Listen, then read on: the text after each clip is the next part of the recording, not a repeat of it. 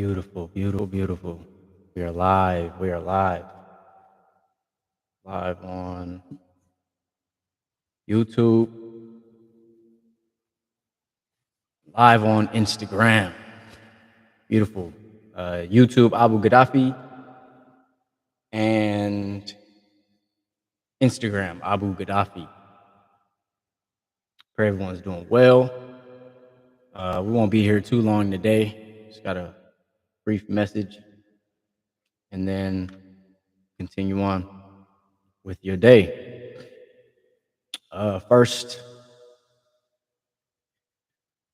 we open up in the name of Allah, who appeared in the person of Master Farad Muhammad, to whom we forever and ever give praise and thanks for raising a divine leader, teacher, guide, and most importantly, an example, who appeared in the person of the Most Honorable Elijah Muhammad. In these two great and holy names, I greet the brothers and sisters in the universal understanding of peace. Regardless of the language, the universal understanding of peace, we say it in the Arabic language, Assalamu alaikum.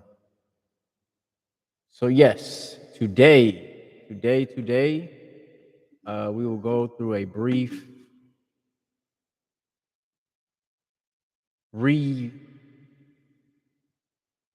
remembrance and a revision, a recap of the biblical verse that states in Malachi chapter 4, verse 6 in the book of Malachi. Now, if you don't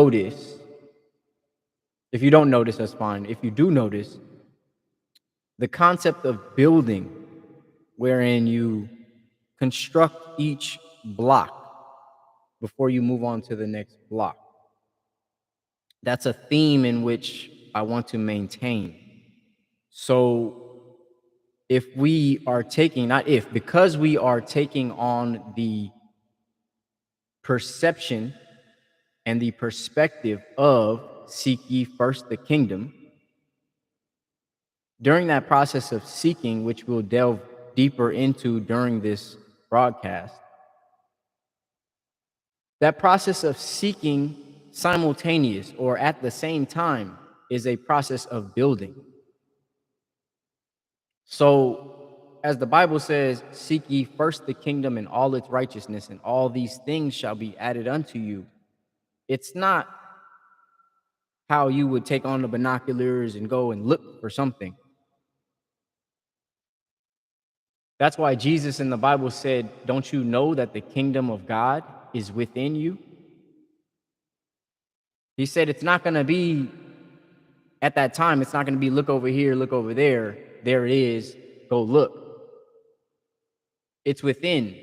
So it's that process, like an alchemist, of what an alchemist does is it takes a base metal and it turns or forms it or turns it into something of value, such as gold. That process of creation doesn't change anywhere on the planet Earth. Creation. Grafting, different. Creation doesn't change. So last week, I made a statement regarding fatherhood, in that the reason why the teachings of the Most Honorable Elijah Muhammad are tailor-made, prescribed to us, the original man, the black man, the indigenous man, the native man, on this planet, we refer to him or us, ourselves, the indigenous man, the aboriginal man, we refer to, according to the teaching of Most Honorable Elijah Muhammad, as the Asiatic black man. Because before there were these lines drawn and these separation of continents and labeled 7 different areas, it was one unit known as Asia. And so in order to acknowledge and accept the fact that we are here from before the beginning and we will be here long after the end, there is no beginning nor ending for the original man, we were taught we are the Asiatic. We were here when land wasn't split. So All that being said, the idea of in Malachi chapter 4, verse 6, wherein it says his, meaning Elijah, his preaching will turn the hearts of the fathers to their children. Let's highlight that moment where it says turn the hearts of the fathers. Turn. It doesn't just say that it's going to be immediate. It doesn't say change. It doesn't have any notation or any sign that it's going to be immediate, but it does have a sign that it's going to be important. What is the sign that it's going to be important? It says in the beginning of the Malachi chapter 4, it says, remember the law of Moses, my servant. Remember. So don't forget. Don't forget the law of Moses. Surely I will send my prophet Elijah in that day before the dreadful day of the Lord, and he will turn the hearts of the fathers to the children, and the hearts of the children will turn to their fathers, or else I will send a curse. And I'm going to go through much information that will highlight the importance of the Most Honorable Elijah Muhammad turning the hearts of the father to the children, and what does the curse look like. Now, for those of you who may have been following my page for a while, fixing things is kind of a highlight of my fatherhood. You know, I have children, and when things go wrong at the house, I take it upon myself. It's my house, my responsibility. I don't wait for another man to come and fix anything. So when I look at the teachings in the Bible where it says his preaching will turn the hearts of the father to the children and turn the children's hearts to the father, or else I'm going to send a curse. And then we look around and have a lot of people who are complaining of our condition. It shows to me that there's a curse.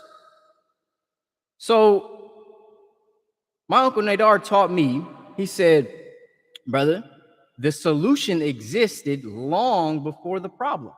So if you want to fix the problem, you see how the condition was before the problem even existed. And that always stuck with me, even in on my day-to-day life and my business. When things go wrong, I tell myself, this thing worked properly at one point in time. Now it doesn't. But at one point in time, it was in order. Now it's out of order. And so all I have to do is figure out what went wrong and place it back in order.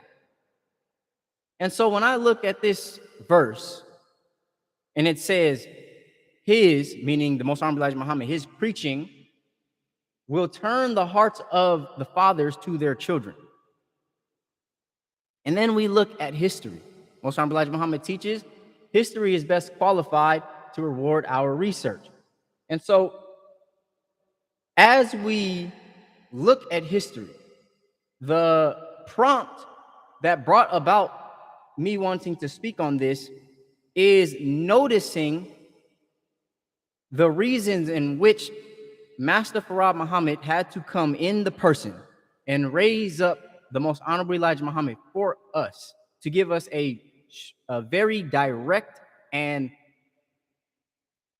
specific prescribed way of life that we know as Islam, and why we could not share the way in which the Arabs practice Islam.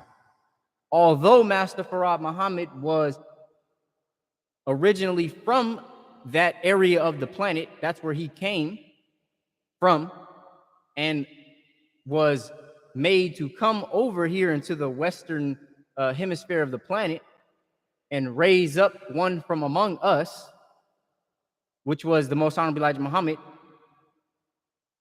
Why wouldn't that one just teach us Orthodox Islam? Why did we need a specially prescribed Islam?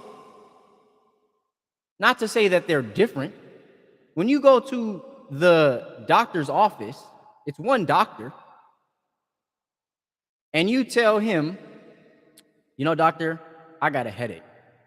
And you got a friend, and your friend goes to that same doctor, and he says, well, doctor, I've got a stomachache.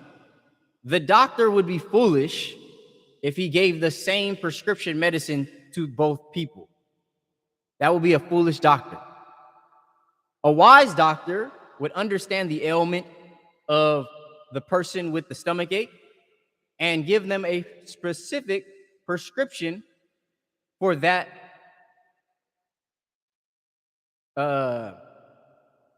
client or that patient.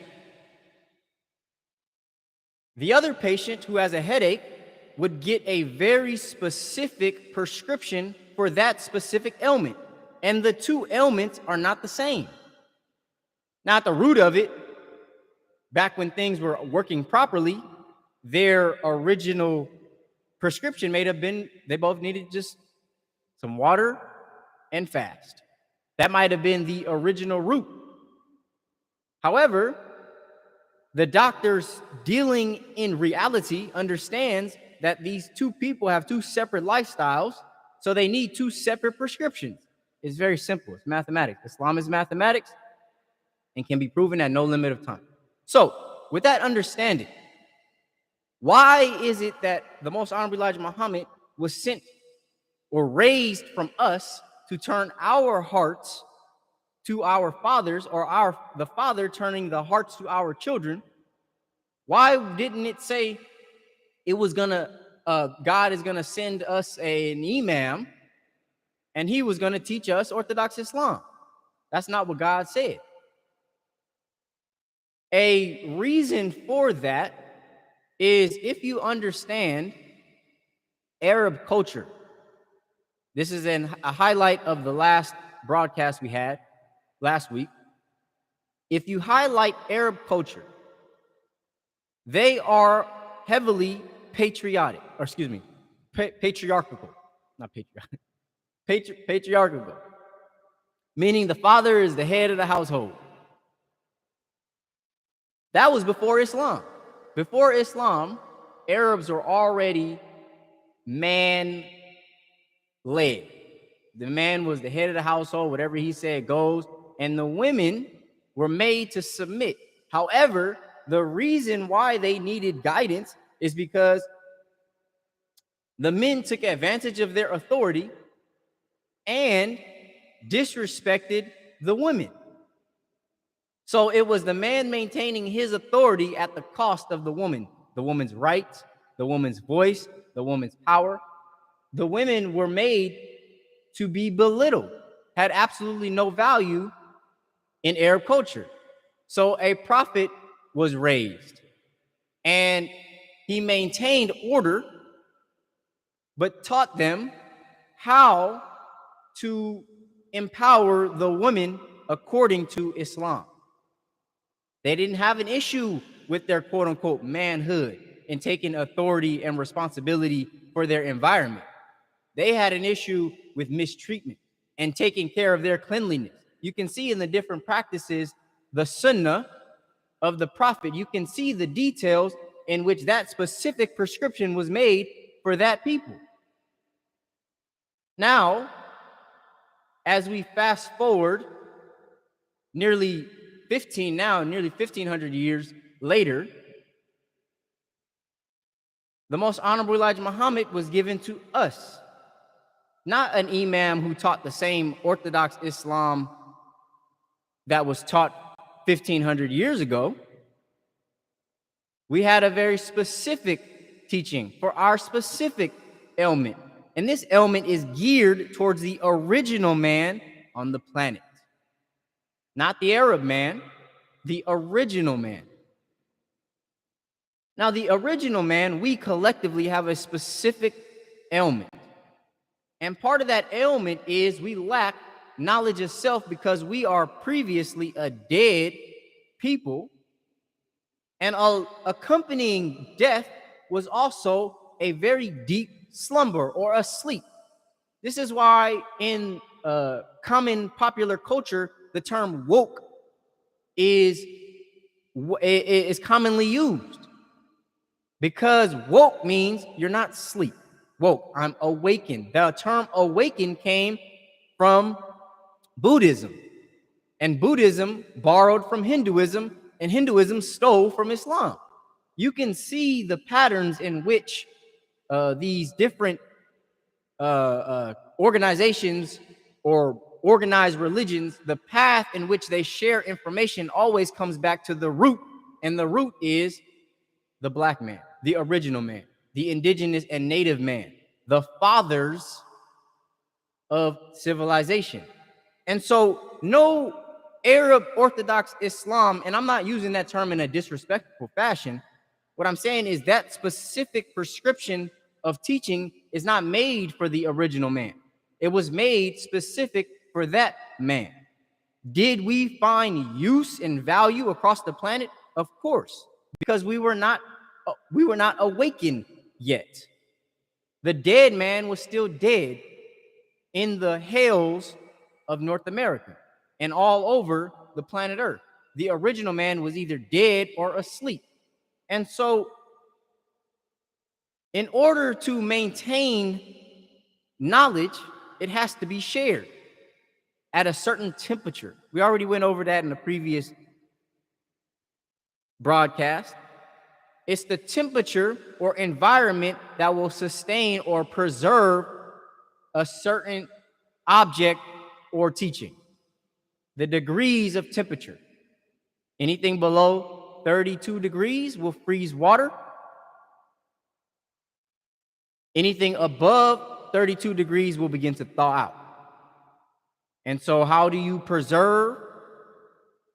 You either freeze it or you add a preservative, such as salt. You know, they say honey doesn't go bad. So there are different practices we can use to preserve anything. And so the teachings of the original man needed to be preserved. But it also had to be shared. It had to maintain a flow so that the information didn't remain stagnant. You know, when water sits and it starts to collect algae and mosquitoes and it goes bad and it has viruses and diseases, anybody who drinks that is going to make them sick. And so in order to prevent stagnant water, you have to have a flow. It has to have a cycle. So with that being said, our specific teachings to the original man in the hills of North America and all over the planet Earth was made to turn our hearts to the children and the children's hearts to the Father. Now, if you understand geometry and cycles, then you can imagine how the process of turning isn't linear. Like most people think time happens in a linear fashion, when in fact it does not. It happens in a cyclical fashion. Everything in our nature, in the universe that was created by the original man, like I made the statement before, the process of creation does not change. It only increases or decreases by its difficulty. This is how we know in science, where it says the greater the mass, the greater the attraction. Well, the attracting powers also is responsibility. So the greater the mass, the greater the responsibility, the greater the task, the greater the force, and the greater the power. So everything in creation, regardless of it was the original first God who created himself out of triple darkness, if it is a child who is created in the womb, darkness of the womb of the mother, it's in cycles. The planet orbits in cycles. Cycles and circles, spirals, are evident everywhere on and in our universe, created by the original man and woman. And so if we understand that the most honorable Elijah Muhammad's teaching, is made to turn our hearts to us as fathers, turn the hearts of the fathers to the children, and turn the children's hearts to their fathers. This is a cycle. Because every father was once a son. And every son, God willing, will become a father. And so the cycle maintains. And the reason why this is important to the dead and sleep original man in the hills of North America and across the planet Earth is because we don't have a problem like the Arabs had with women. We have a problem with fatherhood. Now, of course, yes, we do have a problem with women. But the problem did not originate from our issues with women. Our issues with women originated from the lack of fatherhood. Which brings us to the purpose in which the most honorable Elijah Muhammad was made to teach us, was to turn the hearts of the fathers to the sons and the children, and turn the children's hearts to their fathers. Not like in 1500 years ago, when one of the followers of Prophet Muhammad asked him, "Dear Prophet, after Allah and after you, who should we honor?" And the Prophet's answer was, "Your mother." And then the follower asked again, "And after that, who do we ask?" Then he said, "Your mother."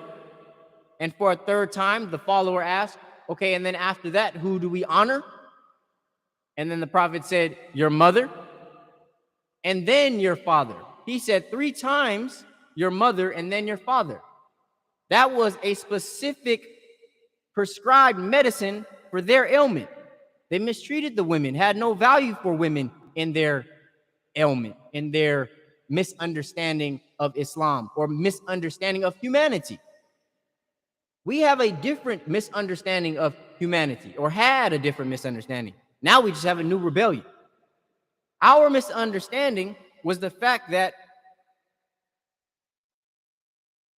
in the hills of North America, the only man that we saw that took rulership and responsibility was the Caucasian white man. He was the one that snatched us across the different areas of the planet Earth and put us to work for his benefit and taught us his version of Christianity and his version of religion at the end of a whip and mental servitude and mental slavery, and utilized the scripture to put chains on our brain. That was the Caucasian white man and woman, but the man who took responsibility and ownership over his charge and said, "This is mine now, my planet. You do what I tell you." And because we had lost the knowledge of who we were and are, we fell victim to that form of slavery. Not just from Africa across the Atlantic into the hills of North America, but also across the Pacific Ocean. The original man fell victim to the power and dominion of the Caucasian white man. We fell victim to his slavery and his servitude. And so, because now we understand that we fell victim, basically, you know the term in the streets, we be like, "Oh, he sunned you." When a man does something, he sunned you. That's what the Caucasian man did to the planet. The Caucasian man, excuse me,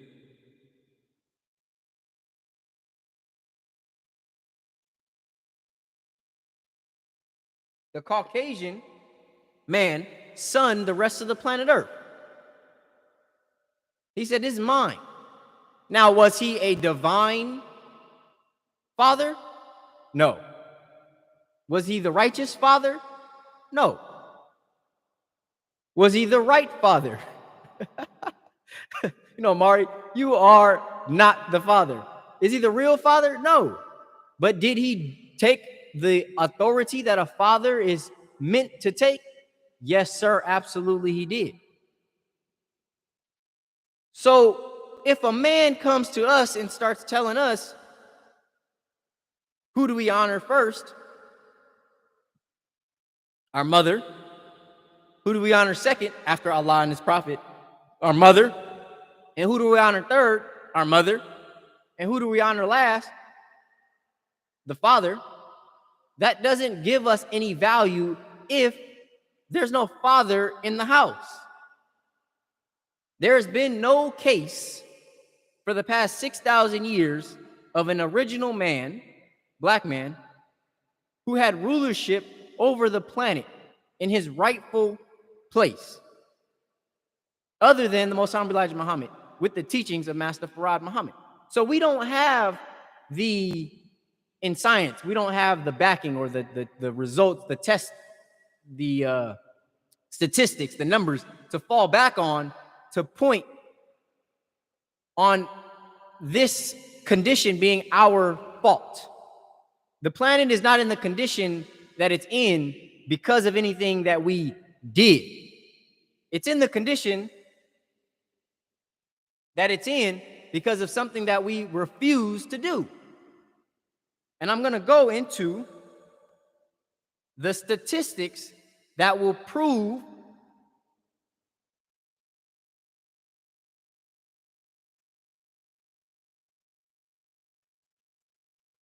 that it was the refusal to adhere or to listen, to follow the instructions of the Most Honorable Elijah Muhammad that led us to the condition that we're in today.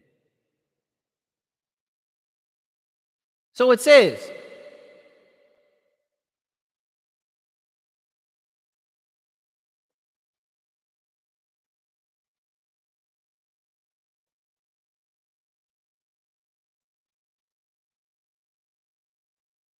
had to do a little alterations.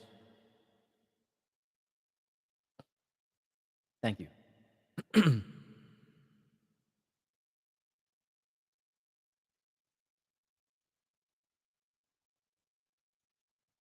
In the Bible, where it says, his teaching will turn the hearts of the fathers to their children. In 1950, only 9% of black children lived without their father. Now, this is just the hells in North America. And this is important to highlight because when you understand the condition of the black man in the hells of North America, you understand the condition of the black man across the planet. We are the bottom rail. The black man around the planet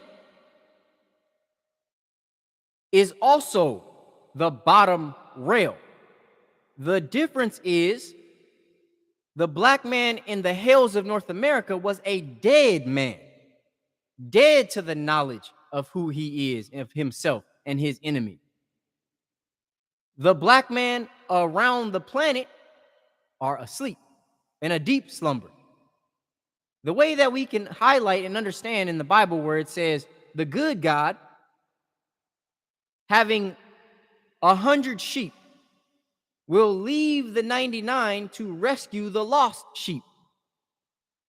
We, being the black dead man in the hells of North America, was that lost sheep. We were lost and dead. The other 99, while being, I don't want to say forsaken, but not having the responsibility and the authority and leadership on the planet, fell victim to the same levels of degradation as the dead original man or so-called Negro, the niggas, in the hells of North America. We can take a look at the specific ailments of the black man in the hills in North America, and they do not change across the planet for the original indigenous and native man anywhere in the world. Let's take a look. Alcoholism.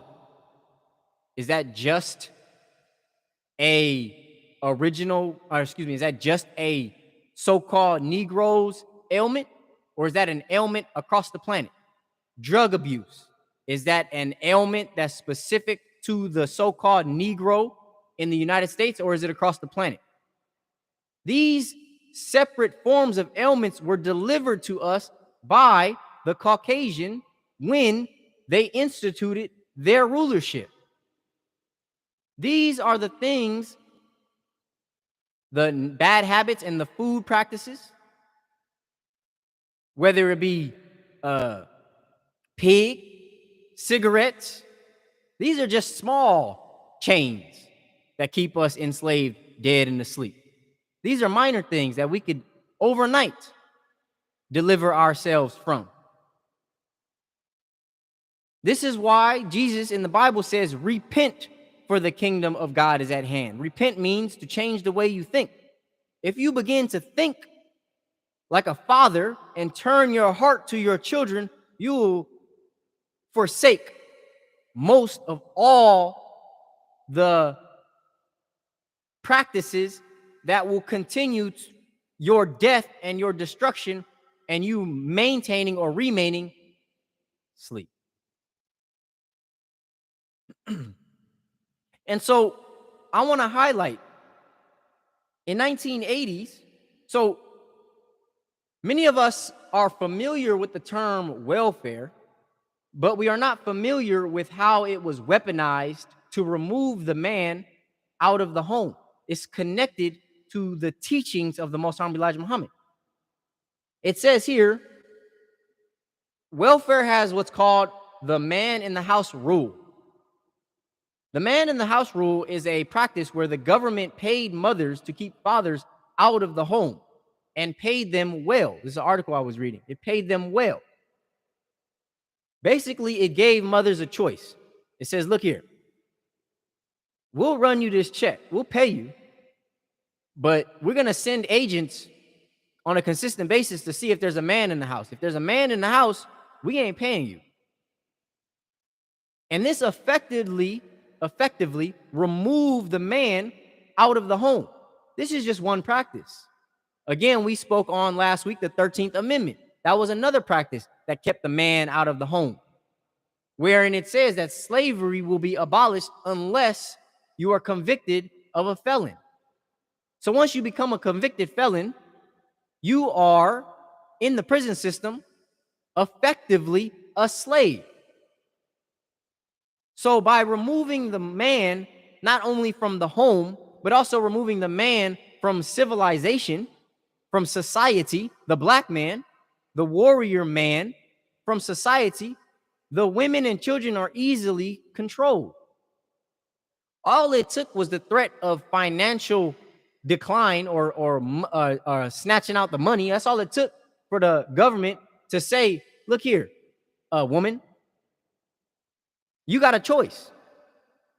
Either you let the man in your house and y'all stay together and you're one big happy family and you work it through, or you kick him out and I'll run you check. This is the dichotomy. This is the problem. Because what happens is, us as men, we're reduced to financial providers. I've been a victim to this, thinking that a man is only made to provide financial security. That's what I thought. Hey, man, I'm paying the bills. That's all I need. That's not true. And so socially, the man has been reduced, especially the black man has been reduced. The original man, the indigenous man, has been reduced to whether or not they are able to provide financially. Either they're able to provide financially or they're not. Now, we're much more than that. I'm not saying that providing financially is not important. By all means, like, that is highly important. Get the money. But that's not all.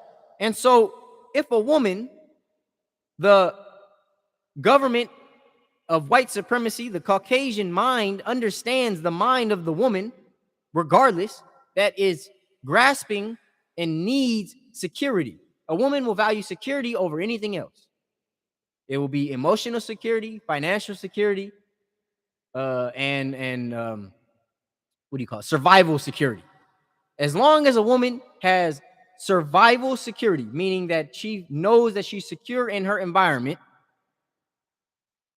then she'll be, I don't say happy, but she'll be content. Whereas if any threat to that security, whether it be emotional, if a woman is threatened with emotional security, she will rebel. She will not be happy. She will not be content. So the Caucasian was able to understand and highlight, all we got to do is threaten the woman's economic security, and we can effectively take out the man from the house. If we tell her, look, I got as much money as you need. Matter of fact, I'll give you even more than you need. Only good thing that he could do is provide money, and he can't provide as much as I could provide. So why don't you take this money, put him out, because the only money he can get is minimum wage. And the bare minimum, if a man is in the house even collecting a minimum wage, the woman can't take the welfare. This is called warfare on many fronts. It's not just the welfare. It's not just the prison industrial complex. It's drug abuse, alcoholism, education. This is warfare on many fronts. And we're cursed with this because on one end, according to Malachi, the book of Malachi, the first thing it's that God said, remember the law of Moses. So that's the first thing that we forgot. And the second thing is the Most Honorable Elijah Muhammad's teaching will turn the hearts of the fathers to the children and the children's hearts to their fathers, or else I'll send a curse. So we're cursed because the fathers are not taking responsibility for the children. We have effectively become victims to warfare. And no amount of mental victimization is going to accomplish what we need. No amount of whining and complaining to say, look what the devil did and the white man did, and we got to keep knocking on his door. No amounts of doing those things. This is the teaching of Most Honorable Elijah Muhammad. So, like Uncle Nadar told me, if the solution existed before the problem, we got to get back to the solution.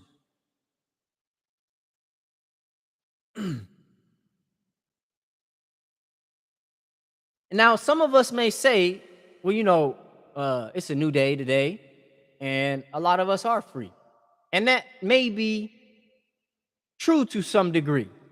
I don't think that we have a deep enough understanding of freedom, personally, but I also understand that none of us are free until we're all free. It doesn't make sense if some of us, that's the same thing that the Caucasian operates on. Well, you look, I'm not going to let all of y'all in here, only some of y'all, just one. What you good at? You good at basketball? All right, we just want one. What you good at? Football? All right, we just want one. You singing, you rapping? We just want one. Oh, you got your own record label? All right, cool. As long as you rapping. So if we use that same measurement to celebrate our own successes, oh, it's just one, then our success only mirrors their success because it continues our downfall. Our success should be all-encompassing, not just one. Another thing that made me to highlight the concept that the Most Honorable Elijah Muhammad's teaching is to turn the hearts of the father to the children. Something I like and I appreciate about the OGs that do take responsibility. The OGs, I grew up having not a lot. The things that they were able to provide, the game, the wisdom, the knowledge, the guidance, it was a lot. It was life-changing. It was the ability to, how in our prayer says, surely I've turned myself to thee, O Allah, being upright. It had the strength and ability to cause any man, woman, or child to be upright. So I was blessed in that fashion. One thing I noticed about the OGs is, especially in today, it was a podcast I was watching where it was an OG was talking, and then it had the young dude that was asking him the question. There's that saying in I don't know, common saying that says people, the problem is people listen to respond rather than listening to understand. And I was realizing that the questions that were being asked weren't deep questions, but the response that the OG was given had so much value to it, but it was going right over the dude's head, the interviewer, going right over his head. And the reason being is because I realized that OGs will speak in a way that you have to be listening in order to catch it. In order to dive even deeper, you got to be listening. And dude wasn't listening. He was just, oh, yeah, yes, sir, right on. Yeah, yeah, yeah. Telling the OG that you ain't even listening to what he's saying. This is a common practice even when I was teaching. As a teacher, I taught for 5 years in the public school system. And I could look, if I had 32 students in the classroom and I'm speaking and teaching, I can look the student in the face and know whether or not they're listening. I can just tell. Whenever someone's speaking, at least that person feels that it's valuable. And if you're asking someone a question and they're giving the time and energy to share that information, the least you can do is at least listen. I don't think that it was so. Everything in our environment operates on frequencies and waves, similar to music. And so what the OG was doing, the elder, we know them as elders, what he was doing was sharing information at a specific frequency. The job of the receiving circuit, the receiver, was to change their channel in order to receive that frequency so that they could gather that information. The problem we have now is that we are being told that we got to change, those of us with value have to change our frequency so that it could be understood, rather than telling the people who are meant to understand they have to increase their humility. Once you increase your humility, your frequency raises and you can receive all types of information. It's arrogance that lowers the vibrations and the frequencies to where you can't receive any information other than what's going on in your own head. And so that's what happens. OGs they'll be, man, right on point, sharing information. They go right over the young people's head, right over their heads. And he wasn't being disrespectful or nothing. It was just the fact that society today, especially with social media, is ran on attention. Attention is the new currency. We are overly informed and under instructed. We are overly informed and under instructed. So whenever an OG comes and he wants to give instruction, he got all the instruction. The youth is only concerned with the shock value of the information, not the application of the information. So when an OG is wanting to share a little information that will give us enough instruction to change our life, if you're a young person and you're only looking for the shock value of the information, how much attention could this information give me? And you're not seeking instruction, it's going to go right over your head. Somebody can give you, this is one of the reasons why my father, when he was raising me, he had the same, we call them adages or sayings. This is why OGs got all the sayings, because at the end of the saying is always an instruction. OGs don't give out, elders don't give out useless information. But where can we find useless information now? In social media. So when he was hearing the useful information, he was looking, the young interviewer was looking for the shock value. Ooh, that sounds good. Oh, right on. Yes, sir. Oh, man. Yeah. That was good. Yeah. Looking for the shock value of the information. How much attention could these words get? That's not how OGs operate. That's not how the fathers turning their hearts to the children operates. It's better to say less and do more. It's better to only hear a small little bit of information and execute on the information than it is to be overly informed. That's why I say today, in this time, we are overly informed and under instructed and underdeveloped. So much information that's widespread, it's got so much shock value. But why is it that if the information is, I have a question.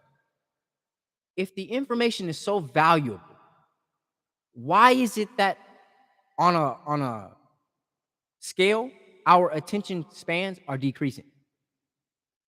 That I don't understand. How is the information so valuable, is being widespread at the speed of light, but yet our attention spans collectively are decreasing? Obviously, the information can't be that much more valuable. The point of information is the execution. If your attention span is low, then you don't have the fortitude to achieve goals and to change your environment. This is the repercussion of having overly informed and under instructed. So this brings me back to speaking on the teachings of the Honorable Elijah Muhammad, where in the Bible it says his teachings will turn the hearts of the fathers to the children and the hearts of the children to the fathers. That's a mutual relationship wherein information is being shared and instructions are being shared in a sustainable way. Okay?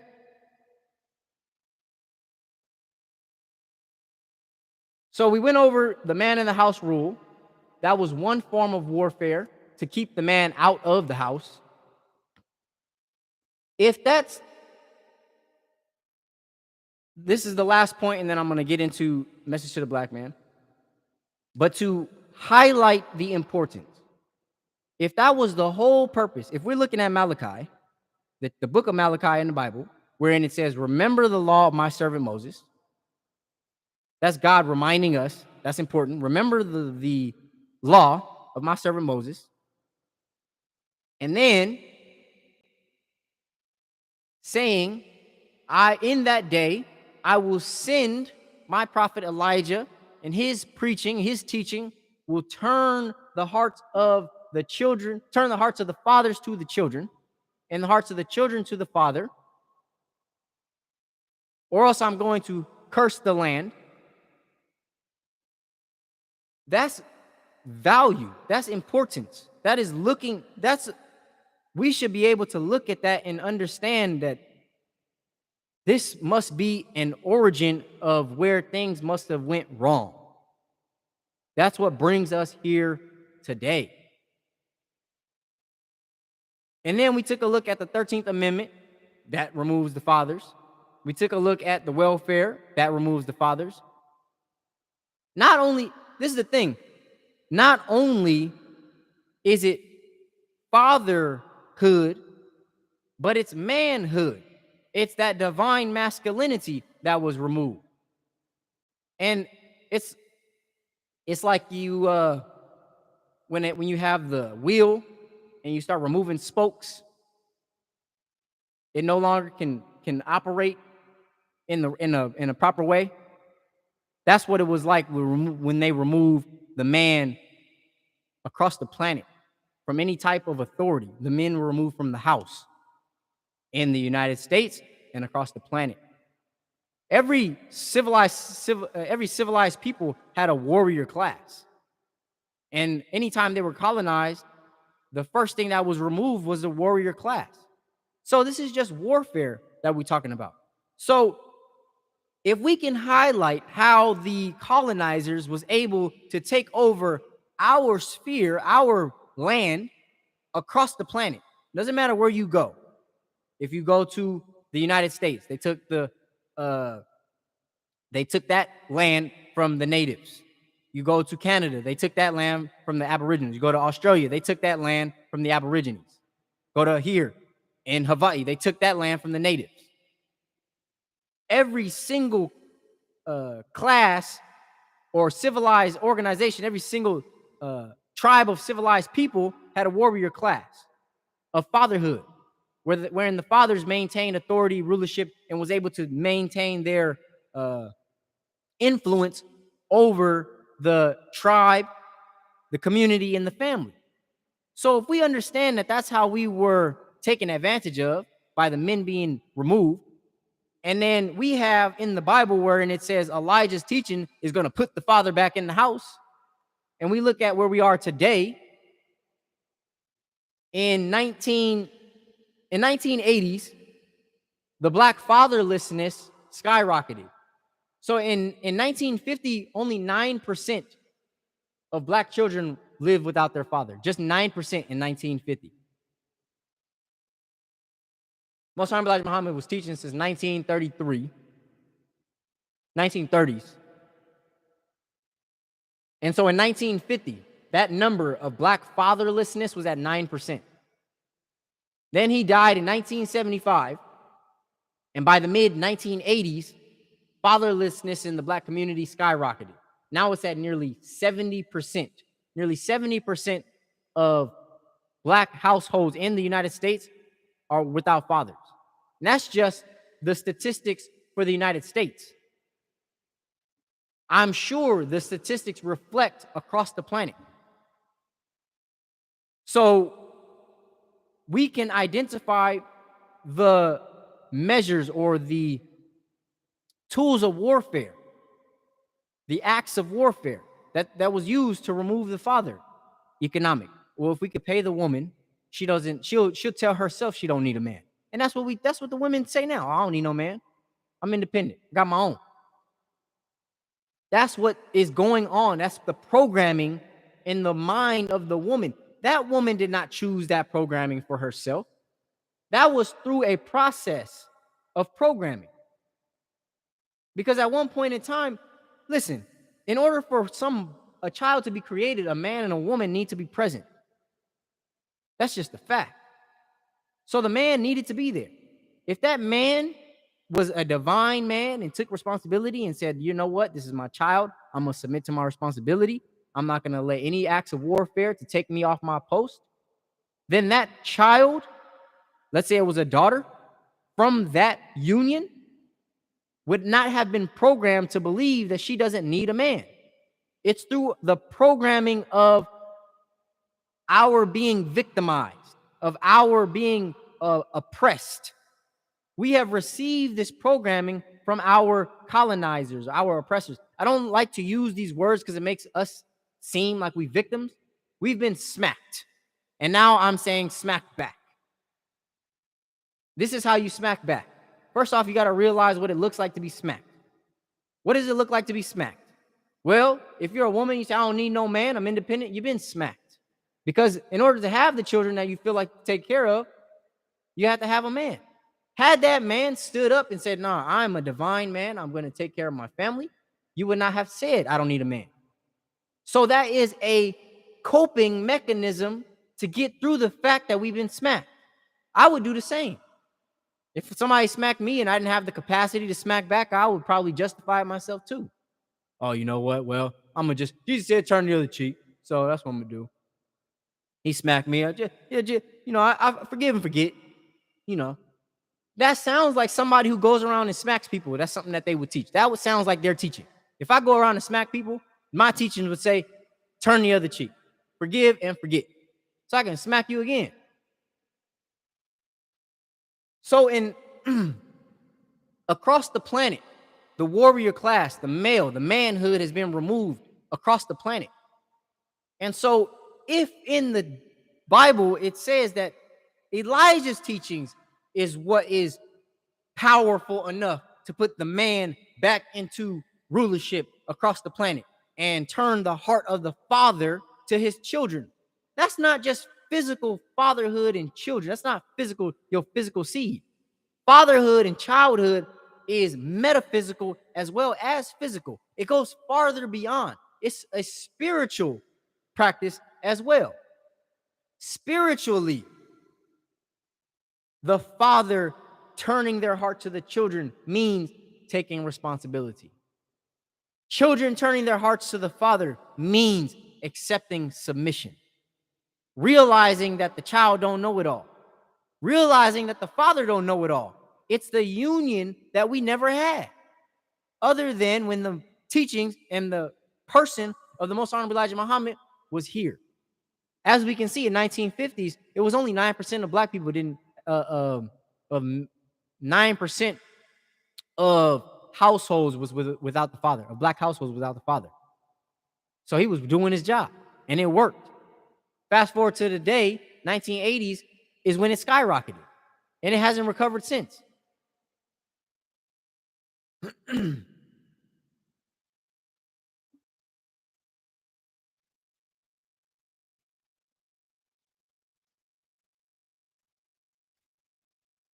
The interesting thing as well about the Bible saying, remember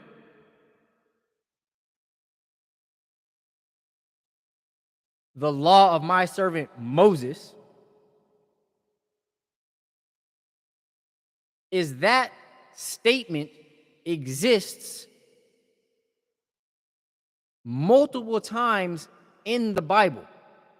From Moses, throughout the Bible, prophets came and reminded the people in Israel to remember the law of Moses up until Jesus. We will go into Jesus' statement at a later date because that has been weaponized as well. Jesus' words has been weaponized at our own destruction. Across the planet, do we see Jesus' words being weaponized to make us victims, rather than us understanding the words to put us back into our responsibilities? I want to highlight, before we move on to the message to the black man, this verse in the Holy Quran wherein it used the term turn. Just like we said in the Bible where it says the teaching of Elijah will turn the hearts of the fathers to the children and turn the hearts of the children to the fathers. And we understand that the devil effectively removed manhoods from the homes and from our communities and society effectively. We can go through each form of weaponry that he used to take the father out, to where men are not in the household. And then that brings us to fatherless children. This is what the Quran says in terms of turn. We created not the heavens and the earth and all between them, save with truth. So we didn't do anything, we didn't use anything but truth to create the heavens and the earth. The very earth and heaven was created in truth.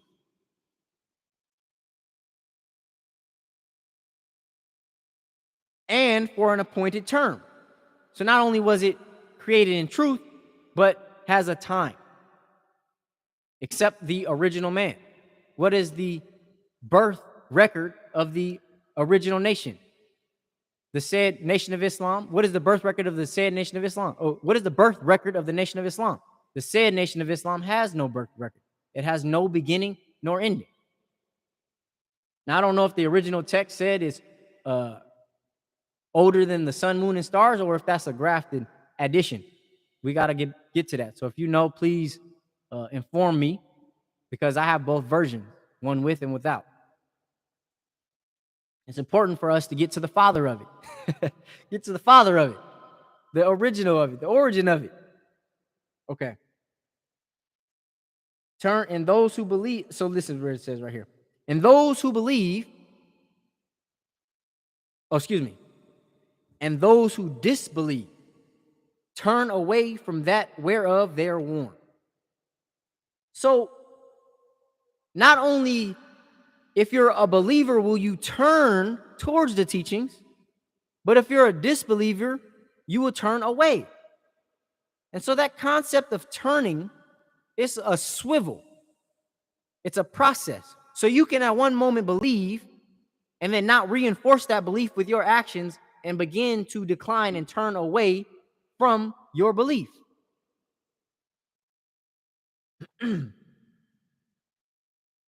In that moment, the purpose of me sharing that was to highlight the process of turning. Surely I have turned myself. And the purpose of today is to remember. Okay, remind. So now that we have established Malachi chapter 4, verse 6, wherein it says the teachings of Elijah will turn the hearts of the fathers to the children. Now we understand the function of the teachings. Now we can appreciate the form of the teaching. Most people want to project the form and not explain the function. Now we understand the function. Let's go into the form. Oh, praise due to Allah. Okay, so now we're in Message to the Black Man. So if we understand that the purpose of this teaching on a certain scale, not on maybe on a large scale, on a biblical scale, the purpose of this teaching is to accept our responsibility as fathers, turn our hearts to the children, not just a physical father, because some of us may not have children. But to father your responsibility means to accept it, means to take charge of it. If you're the father of your business, you own the business. You're taking care of it. The father of the home, the man of the house. You don't have to have children to be the man of the house, to be the man of your home. You just have to accept responsibility. So here we're in Message to the Black Man. But before we go into Message to the Black Man, I want to give us a reminder that when we hear the term black, we immediately are programmed and associate to think first of a color and second of a specific people. We're taught by the Most Honorable Elijah Muhammad that black is not a color. It's the essence from which color comes from. All colors across the planet came from originally black. When you look at the deep space, that is blackness.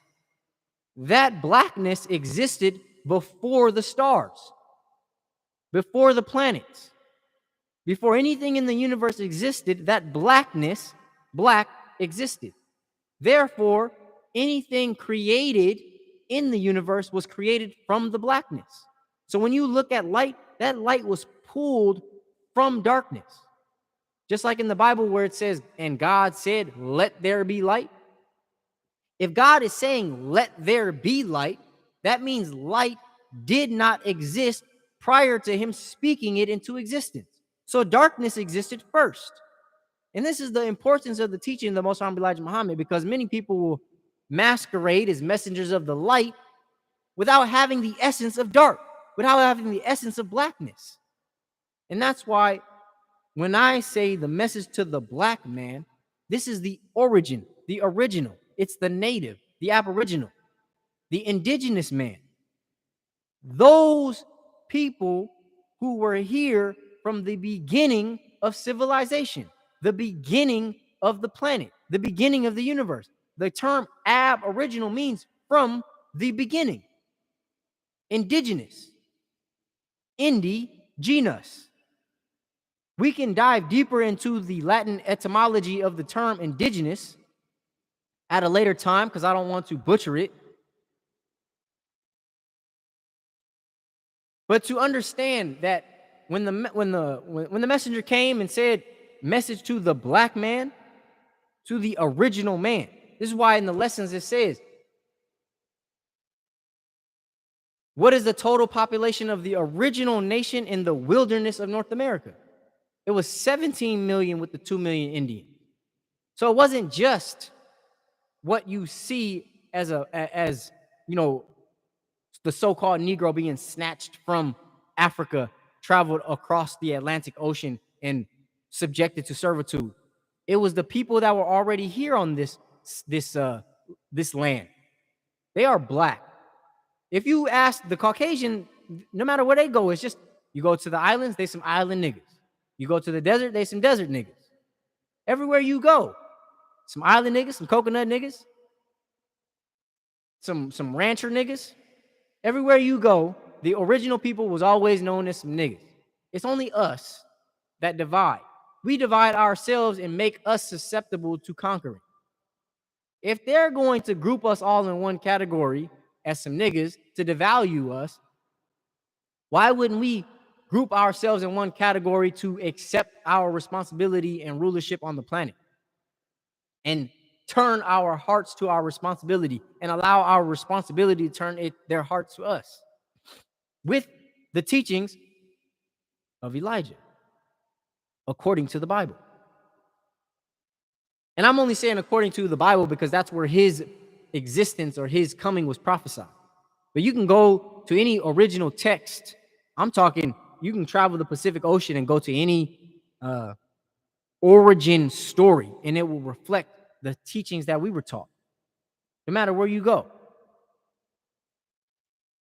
So this here says, the coming of Allah God, the reality of God, not the spook and the mystery and the make-believe and the fake and the lies of God and white Jesus and the things that we were programmed to believe.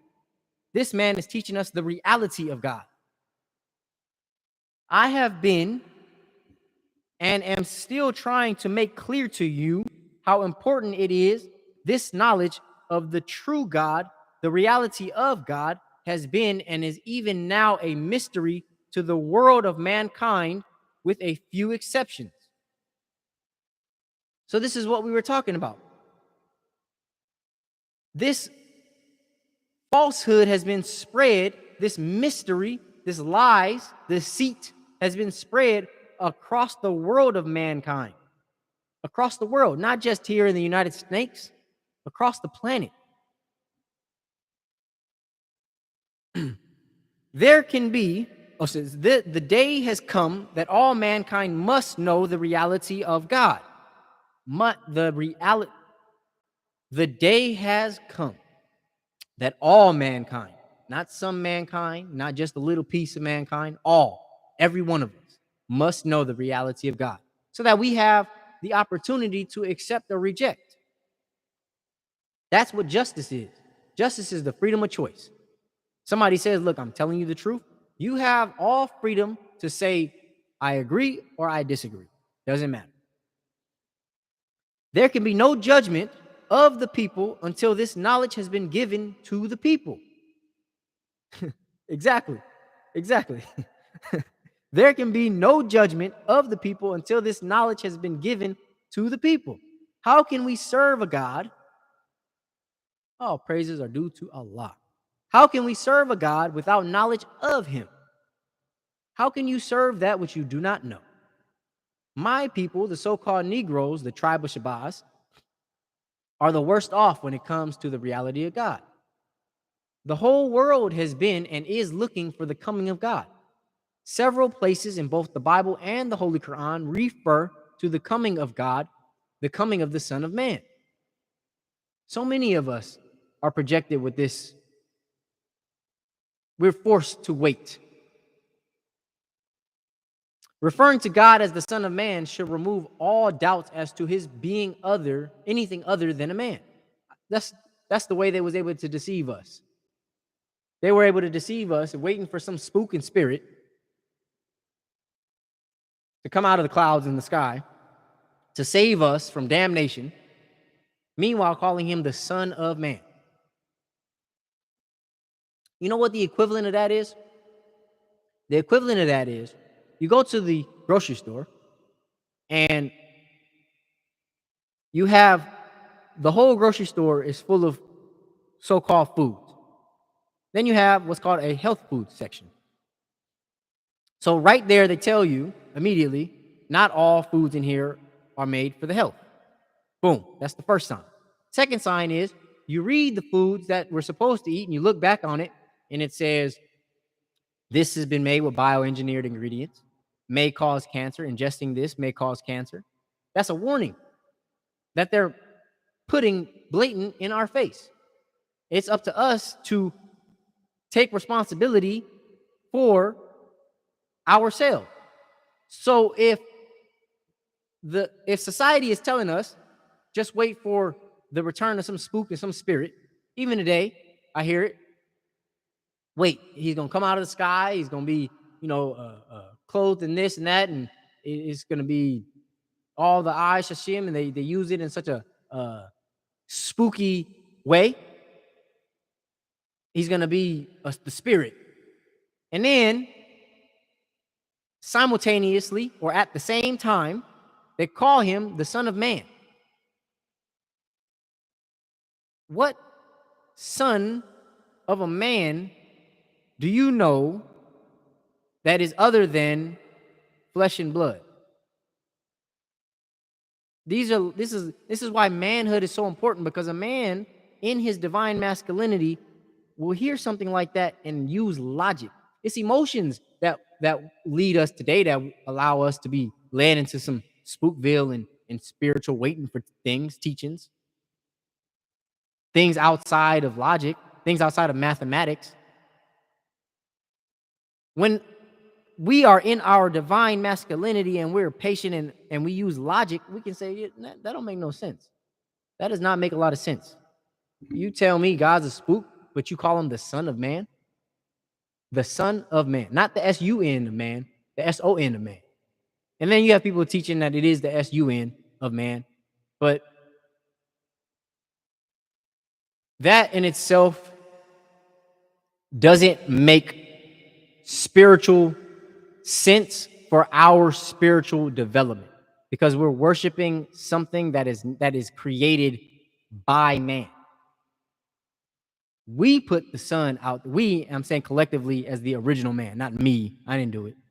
We collectively, our origin, put the Son out there for the benefit of the planet to maintain unity. Just like we just said in the Bible, where it says God said, "Let there be light." Therefore, God existed before light. So it doesn't make sense for the Son, S-U-N, of man. It makes more sense for us to continue our development and accept our responsibility as men to recognize that we collectively are the S-O-N of men. That was the whole teaching, Most Honorable Elijah Muhammad, teaching us that Master Farad Muhammad, who came from Arabia, is the Son of Man. To look at the Master Farad Muhammad is a man. So it says here, the Bible mentions him as the Son of Man and also mentions him as not being a man, but a spirit. On one side, he is made clear, and on the other, he is made a mystery. Representation such as this causes confusion in understanding. We are blind to the knowledge of God when we make him a mystery and unreal. We are blind to the knowledge of God when we make him a mystery and unreal. Anyone so blind to the reality of God is the servant of the devil until he or she sees God as a reality. So remember earlier we spoke on the original man being dead spiritually in the hells of North America, and then the original man across the planet being asleep and not woke or awakened to his power. Another way that the Bible puts it is blind, deaf, and dumb. So those of us who do not have truth available are blind, deaf, and dumb, not in a disrespectful fashion, but just acknowledging our condition. It says here, anyone so blind to the reality of God is the servant of the devil until he or she sees God as a reality. Thousands of years, the devil has been blinding man to God's reality, and that is the reason why God had to come in person. Why did God have to come in person? Because thousands of years, the devil has been blinding man to God's reality. That's what we were just talking about in terms of the Caucasian colonizing the planet. He had to keep us blinded in order to take control. That's how he's able to keep us oppressed. That's how he's able to keep us from taking back our power, continue to blind us or keep us asleep and dead.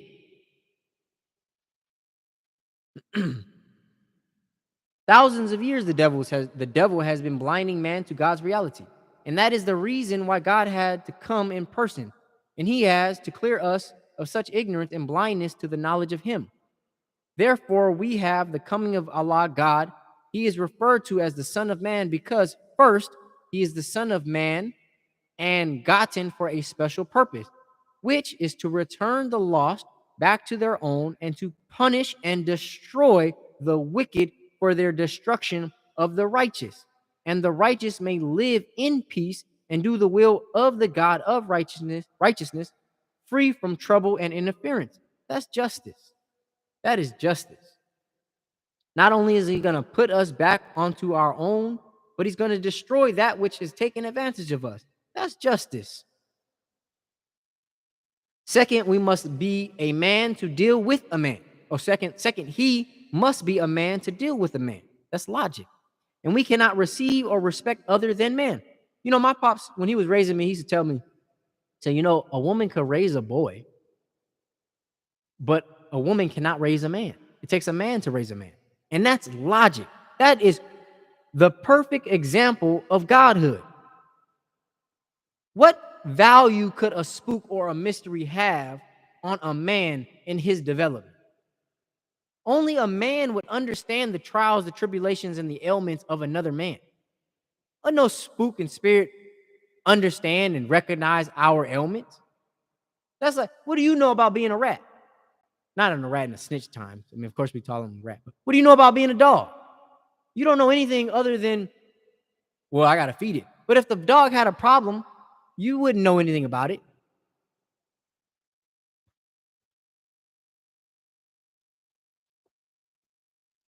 So here it says, he must be a man to deal with the man. Since his work is to destroy the wicked, he must remain hidden from the eyes of the world until the time is ripe, the end. For the two, God and devil, cannot rule together. Two objects cannot occupy the same space at the same time. So God and devil cannot rule together. One has to be destroyed. So what are we going to do? The Son of Man, Allah, must wait until his time after the work of the devil. The 2 Thessalonians 2, 8 through 9. The Holy Quran 7, 14 to 18. And another place in the Holy Quran describes them as the people with the blue eyes. Holy Quran 20, verse 102. Third, the reality of God is as clear as the reality of the devil. Now that's interesting. The reality of God is as clear as the reality of the devil.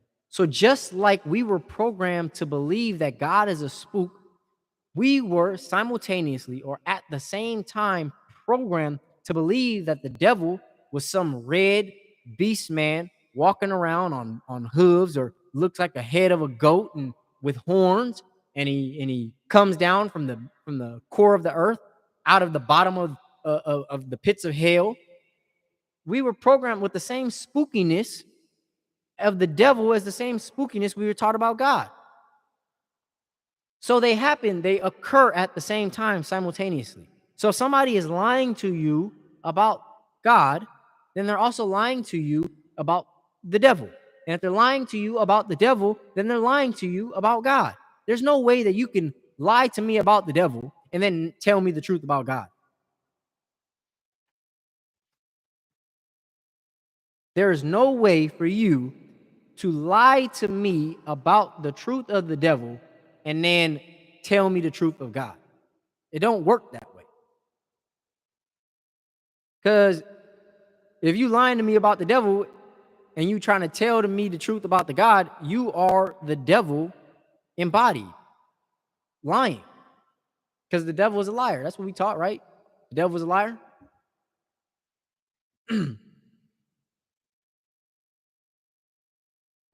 Thirdly, the reality of God is as clear as the reality of the devil. But we did not know it until his coming to judge the world. For instance, if we take God for something other than a man, not the man devil, we cannot prove it.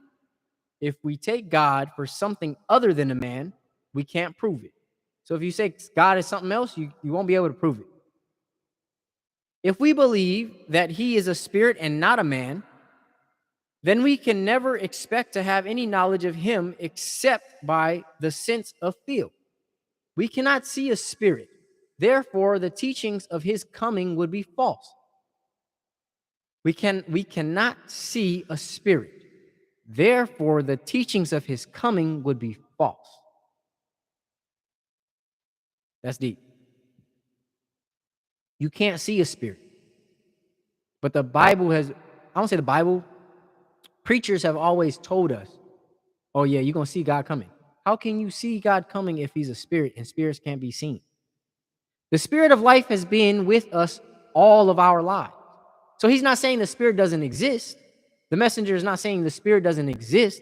He's saying the spirit is dependent on the man. The man has been with spirit since the beginning.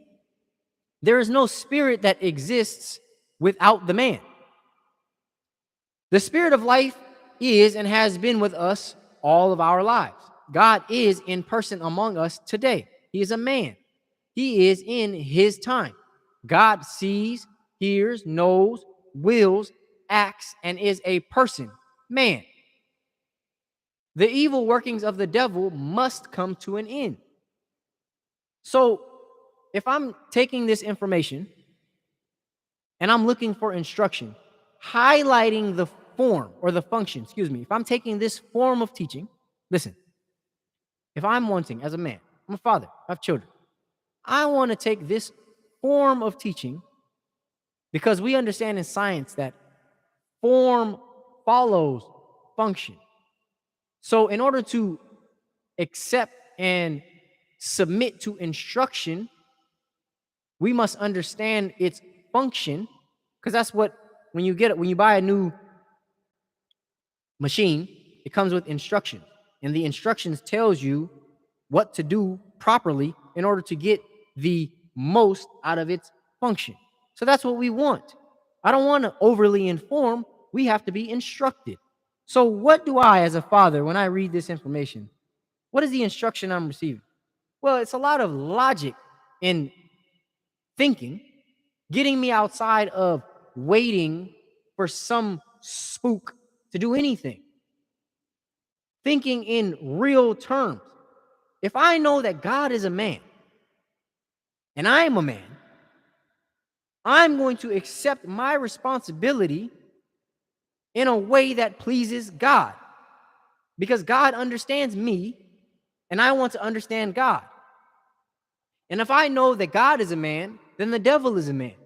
So now I'm accepting not only my responsibility to take control of my immediate environment, not waiting for some spook to do it, but also understanding that somebody who wants to inflict pain is going to be a man.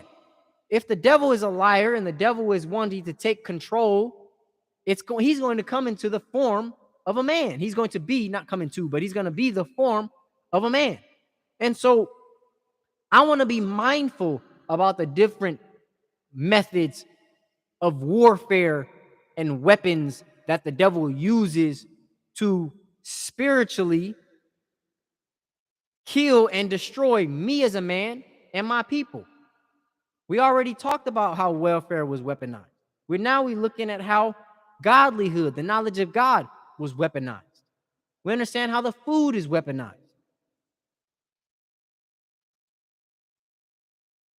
When you understand, this is how the art of war says, know yourself and your enemy. It's not enough to just celebrate our own successes. In order to understand, it's like this.